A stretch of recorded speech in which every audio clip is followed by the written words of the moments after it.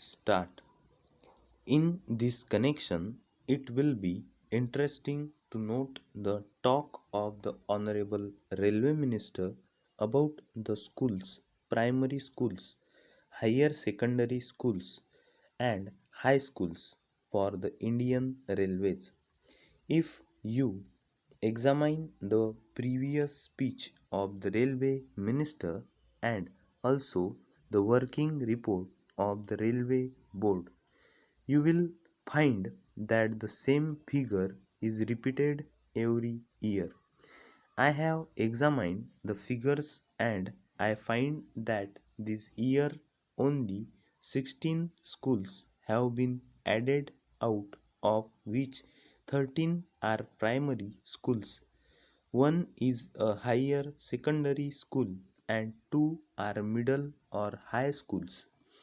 Instead of saying that they have been able only to provide 13 primary schools or one or two more high schools or higher secondary schools, the same figures are repeated in the speech. Although the Railway Board has all along been saying that education is the responsibility of the state and therefore the Railway Board does not own this responsibility, I would like to remind the Railway Minister about the agreement reached between the National Federation of Railwaymen and the Railway Board in the year 1955, according to which the Railway Board undertook to provide primary schools for the education of the children of railway employees. Para, sir, as I told you earlier, I had to say many things on the floor of this house, but I will conclude with only one or two more observations.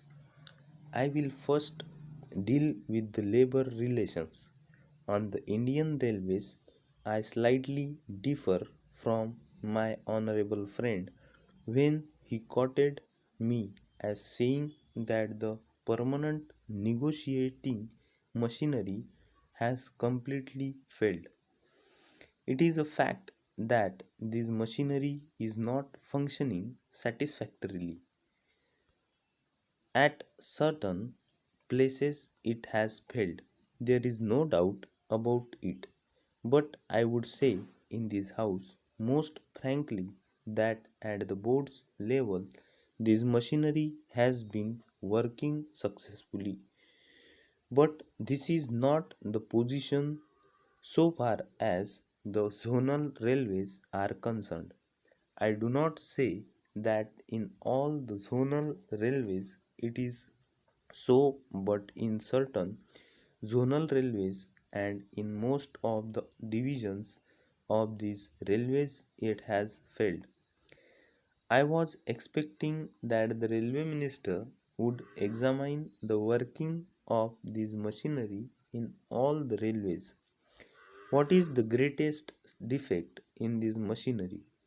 This machinery suffers to the extent that at the board level, if there is difference of opinion between the railway board and the railway labor, no arbitration machinery is provided to settle the disputes.